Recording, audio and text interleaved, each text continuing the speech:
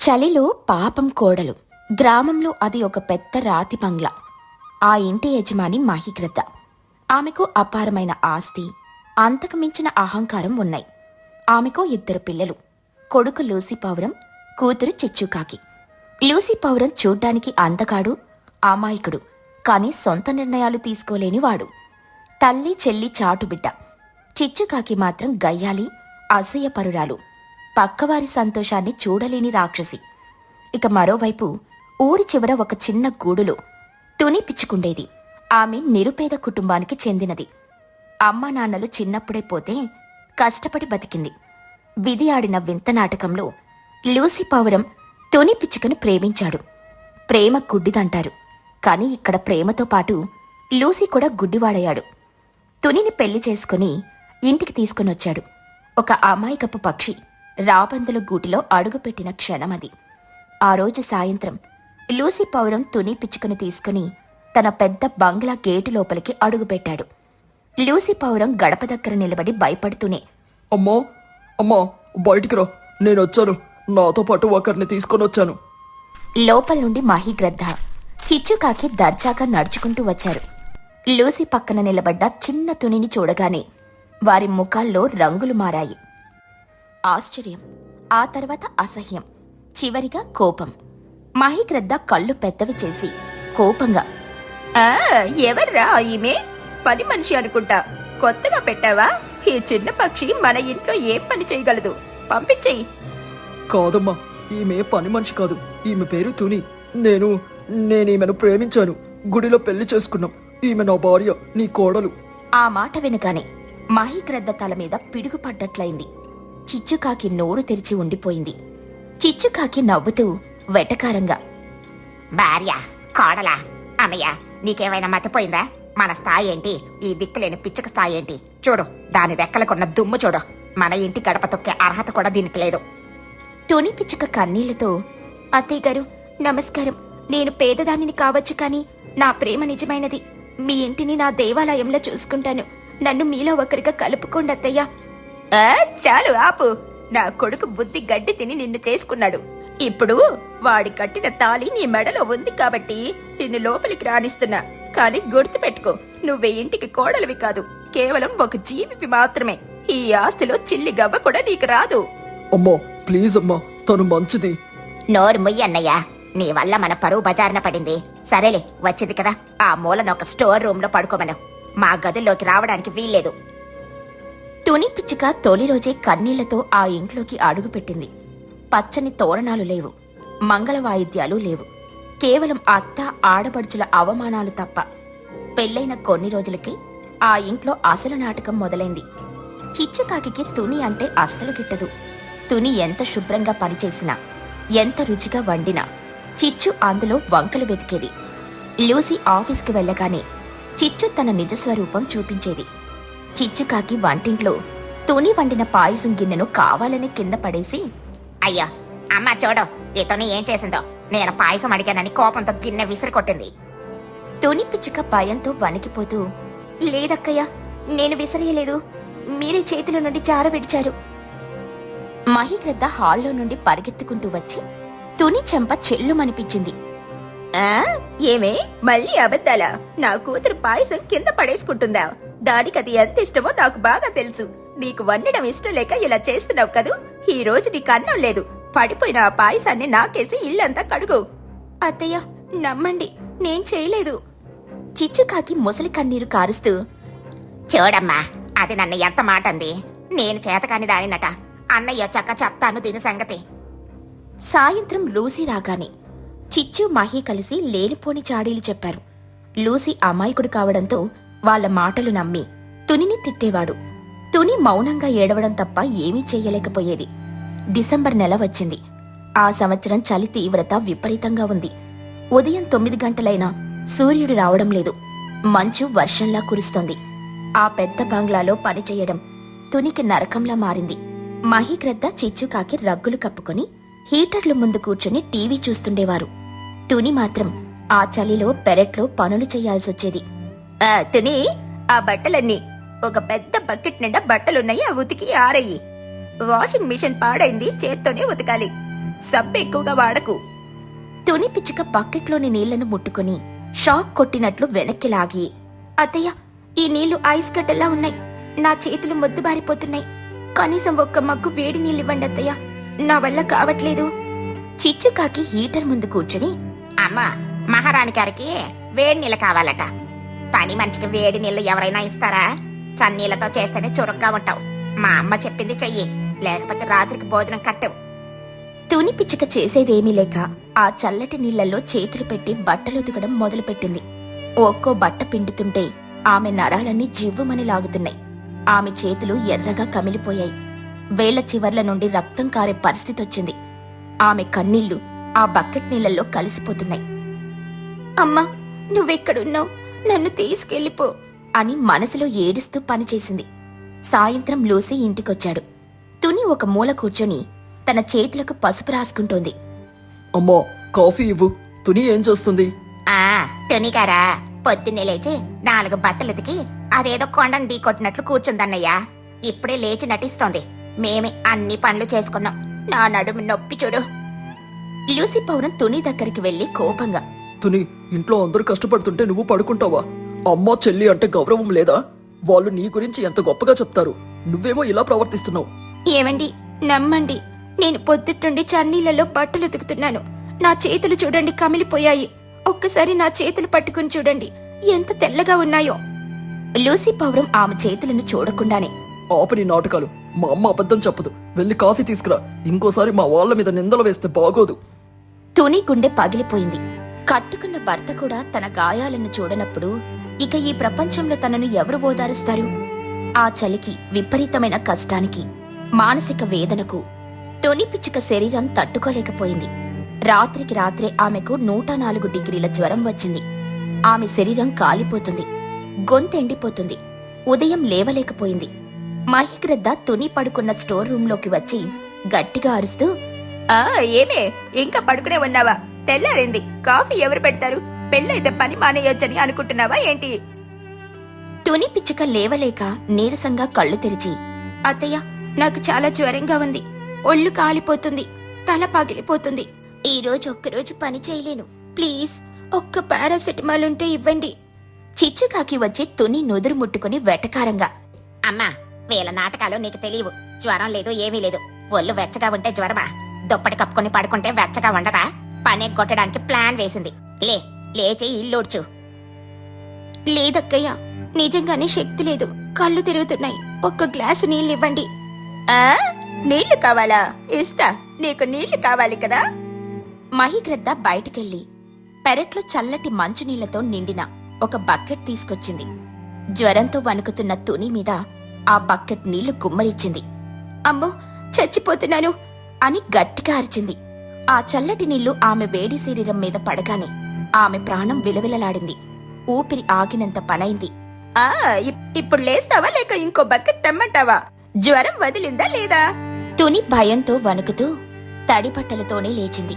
పళ్ళు టపటపలాడుతూ ఉండగా, కళ్ళల్లో నీళ్లు తిరుగుతూ ఉండగా చీపురు పట్టుకుని ఇల్లు ఊడ్చడం మొదలుపెట్టింది. ఆమె అడుగులు తడబడుతున్నాయి. కాని ఆ రాక్షసులకు మాత్రం ఆమె బాధ కనిపించలేదు. ఆ రోజంతా తుని నరకం చూసింది. రాత్రయింది. లూసీ పావురం ఇంటికొచ్చాడు. తుని తన గదిలో ఒక మూల ముడుచుకుని జ్వరంతో వణుకుతూ స్పృహ కోల్పోయే స్థితిలో పడుకునుంది. లూసీ ఆమెని చూసి దగ్గరకొచ్చాడు. ఏవైంది తుని? ఎందుకిలా ఉన్నావు? అన్నం తినలేదా? తుని తన ఆఖరి శక్తిని కూడా తీసుకుని భర్త కాళ్ళు పట్టుకుని ఏడవడం మొదలుపెట్టింది. ఏమండి, నా ప్రాణం పోయేలా ఉంది. ప్లీజ్ నన్ను నమ్మండి. మీ అమ్మ చెల్లి నన్ను చంపేస్తున్నారు. నాకు జ్వరం వచ్చినా చన్నీళ్లు పోశారు. నన్ను మనిషిలా కూడా చూడట్లేదు. మనం వేరే కాపురం పెడదాం, లేకపోతే నేను చచ్చిపోతాను. నన్ను అమ్మగారింటికి పంపించేయండి. నేను బతికిపోతాను. ఇంతలో చిచ్చుకాకి మహి అక్కడికొచ్చారు. చిచ్చుకాకి ఏడుపు మొదలుపెట్టింది. చూడన్నయ్యా, చూడు, మేం దీనికి రోజంతా సేవలు చేశాం, పాలిచ్చాం, మందులిచ్చాం. ఇప్పుడు నీ దగ్గర మా మీద నిందలు వేస్తోంది. పొద్దున నేను దీనికి పాలిస్తే గ్లాసు నా ముఖం మీద కొట్టింది. అమ్మను ముసల్ది అని తిట్టింది. ఇప్పుడు నీ దగ్గర సతీ సావిత్రిలా నటిస్తోంది. అవునరా లూసీ, ఇది మనల్ని విడతీయాలని చూస్తుంది. దీన్ని నమ్మకు. ఇది మన ఇంటికి పట్టిన దయ్యంరా. లూసీ పౌరం తల్లి చెల్లి మాటలు విని విచక్షణ కోల్పోయి, ఛీ, ఎంత నీచమైన దానివి నువ్వు! మా అమ్మ నన్ను పెంచి పెద్ద చేసింది. నా చెల్లి నా ప్రాణం. వాళ్ళ మీద నిందలు వేస్తావా? నీకు జ్వరం లేదు, పాడు లేదు. నువ్వు ఒక రాక్షసివి. నీలాంటి దాన్ని నమ్మి పెళ్లి చేసుకున్నందుకు నన్ను నేను చెప్పుతో కొట్టుకోవాలి. లూసీ తునిని కాలుతో తోసేశాడు. ఏవండి, అలా అనకండి, నేను నిజం చెప్తున్నాను. నాకు అనవసరం. ఈ గదిలో పడుకోవడానికి వీల్లేదు. నా కళ్ళ ముందుంటే నిన్ను చంపేస్తాను. బయటికి పో. వెళ్ళి ఆ వరండాలో పడుకో. చలిలో పడుకుంటే అప్పుడు తెలుస్తుంది మా విలువ. లూసీ పౌరం తునిని గదిలో నుండి బయటికి గెంటేశాడు. ప్రధాన ద్వారం గట్టిగా వేసేశాడు. లోపల గొళ్ళెం శబ్దం తుని గుండెలో మేకు దిగినట్లు వినిపించింది. బయట అమావాస్య చీకటి. చలిగాలులు కత్తుల్లా గుచ్చుతున్నాయి. ఉష్ణోగ్రత 0 డిగ్రీలకు పడిపోయింది. తుని పిచ్చుక ఆ ఇంటి బయట సిమెంట్ మెట్ల మీద పడింది. జ్వరం వల్ల శరీరం కాలిపోతుంది. బయట చలి వల్ల గడ్డ కడుతోంది. ఈ 2 బాధల మధ్య ఆమె నలిగిపోతోంది. ఆ రాత్రి తుని పిచ్చుక శరీరం నెమ్మదిగా చల్లబడిపోయింది. లోపల చిచ్చుకాకి, మహిగ్రద్ద నవ్వులు వినిపిస్తున్నాయి. కాని బయట ఒక అమాయక ప్రాణం చలిలో, ఒంటరితనంలో కన్నీటితో గడ్డకట్టుకుపోయింది. ఇక తలుపు తీసేసరికి తుని విగతజీవిలా పడుంది. అప్పటికి లూసీ పౌరం కళ్ళల్లో పశ్చాత్తాపం లేదు. కేవలం మౌనం మాత్రమే మిగిలింది. ఈ కథలోని నీతేంటంటే, చెప్పుడు మాటలు వినే భర్త, అసూయపడే ఆడపడుచు, కఠినమైన అత్త, వీరి మధ్య నలిగిపోయేది ఎప్పుడూ ఒక అమాయకపు కోడలే. బంధమంటే నమ్మకం. అది లేని చోట ప్రాణాలు కూడా నిలవవు. చలిలో చదువుకునే బుజ్జిపిచ్చుక. గ్రామంలో 2 పెద్ద మేడల మధ్య ఒక చిన్న పూరి గుడిసుంది. ఆ మేడల్లో చోటు చిలుక మరియు చిచ్చుకాకి ఉంటారు. వాళ్ళు చాలా ధనవంతులు. కాని వాళ్ళ పిల్లలు బన్ను మరియు చిన్ను మాత్రం చదువులో వెనకబడి తిండిలో ముందుంటారు. ఆ మధ్యలో ఉన్న చిన్న గుడిసెలో తుని పిచ్చుక తన కూతురు బుజ్జితో ఉంటుంది. తుని పేదరాలైన, బుజ్జి చదువుల సరస్వతి. చలికాలం పరీక్షల సమయంలో జరిగిన ఈ కథ చదువు విలువను తెలియచేస్తుంది. తుని పిచ్చుక ఇతరుల ఇళ్లల్లో పనిచేసి అలసిపోయే ఇంటికొచ్చింది. బుజ్జి అప్పుడే స్కూల్ నుండొచ్చి పుస్తకాలు ముందేసుకుని చదువుకుంటోంది. పక్కనే పన్ను, చిన్ను క్రికెట్ ఆడుతున్నారు. బుజ్జి, అప్పుడు పుస్తకం తీసావా? కొంచెం సేపు ఆడుకోవచ్చు కదా తల్లి. పొద్దున్నే లేచి చదివావు. వద్దమ్మా, రేపు సైన్స్ పరీక్ష ఉంది. అది చాలా కష్టం. ఈసారి క్లాస్ ఫస్ట్ వస్తే నాకు స్కాలర్షిప్ వస్తుంది. అప్పుడు నీకు కష్టం తగ్గుతుంది కదా. అప్పుడే బాల్ని వెతుక్కుంటూ బన్ను, చిన్ను అక్కడికొచ్చారు. వాళ్ళ వెనక వాళ్ళ తల్లులు చోటు, చిచ్చు కూడా వచ్చారు. బుజ్జే, బ్యాట్ పట్టుకోవే. ఒక్క బాల్ వెత్తువు కానీ ఈ పుస్తకాల పురుగులా ఎప్పుడు చదివేనా? చూడు, నా కండలో ఆడుకుంటే ఇలా తయారవుతాయి. బనుక, రేపు ఎగ్జామ్ ఉంది కదా, నువ్వు చదవా? ఎగ్జామా? ఓహో, అది రేపా? నేను వచ్చే వారం అనుకున్నానే. అయినా సైన్స్ ఎగ్జామ్లో రాయడానికి ఏముంది? ఆకు పచ్చగా ఉంటుంది, ఆకాశం నీలంగా ఉంటుంది అని రాస్తే పాస్ అయిపోతాంలే. చోటు చిలుక నవ్వుతూ ఏకతాళిగా, చూసావా చిచ్చు, ఆ తునిని చూడు. కూలి పని చేసుకునే దానికి కూతుర్ని పెద్ద స్కూల్లో చదివించాలని ఎంత ఆశ. మా పన్నుగాడికి చదువు రాకపోయినా పర్లేదు, మాకు ఆస్తుంది.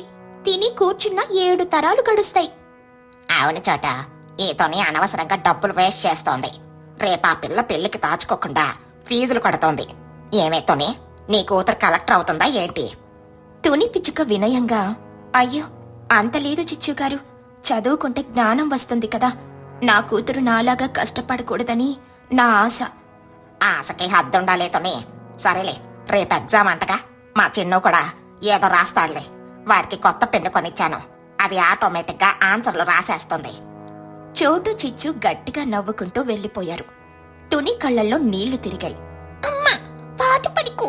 వాళ్ళ మాటలకు నా మార్కులే సమాధానం చెప్తాయి. నువ్వు చూస్తుండు.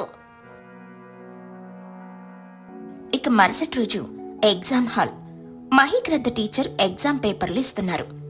క్లాస్ రూమ్ అంతా నిశ్శబ్దంగా ఉంది. బయట చలి గడగడలాడిస్తోంది. పిల్లలు, ఇది సైన్స్ ఎగ్జామ్, కాపీ కొట్టకండి. బన్ను, నీ లంచ్ బాక్స్ లో చిట్టీలేమైనా దాచావా? అమ్మా, లేదు మేడం, బాక్స్ లో కేవలం 4 దోశలు మాత్రమే ఉన్నాయి. కావాలంటే చెక్ చేసుకోండి.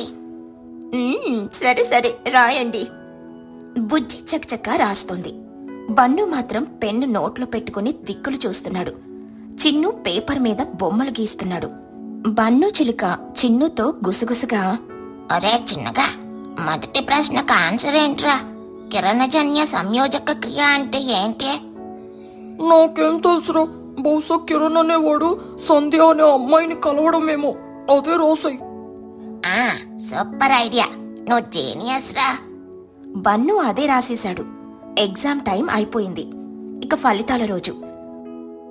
మహీకృత టీచర్ పేపర్లు దిద్ది మార్కులు చెప్తున్నారు. చోటు చిచ్చు కూడా స్కూలుకొచ్చారు, తమ పిల్లల గొప్పతనం చూడ్డానికని. ఈసారి పేపర్లు చూశాక నాకు గుండెపోటు వచ్చినంత పనైంది. ముందుగా టాపర్ ఎవరో చెప్తాను. 100కి 99 మార్కులు. బుజ్జి పిచ్చుక.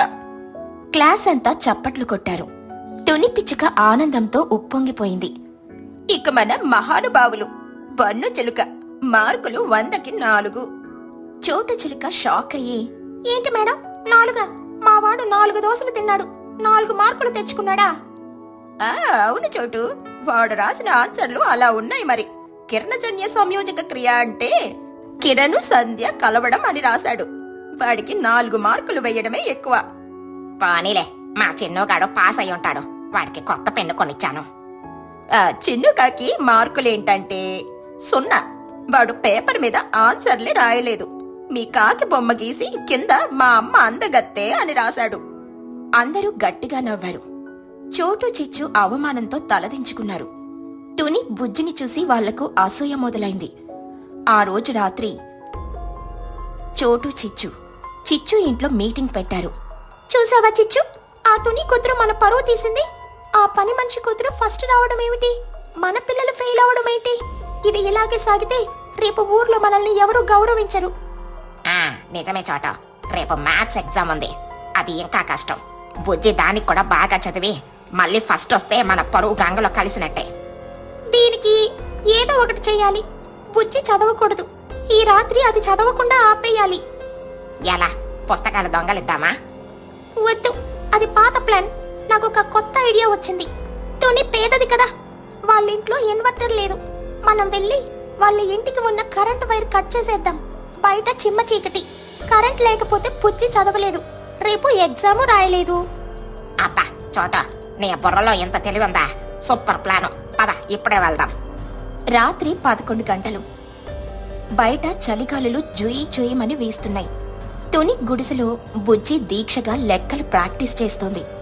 ఇంతలో చోటు చిలుక తుని ఇంటి వెనుక వైర్ దగ్గర, చిచ్చు కత్తరివ్వు, టక్కున కట్ చేసేస్తాను. చోటు వైర్ కట్ చేసేసింది. వెంటనే తుని ఇంట్లో లైట్ ఆరిపోయింది.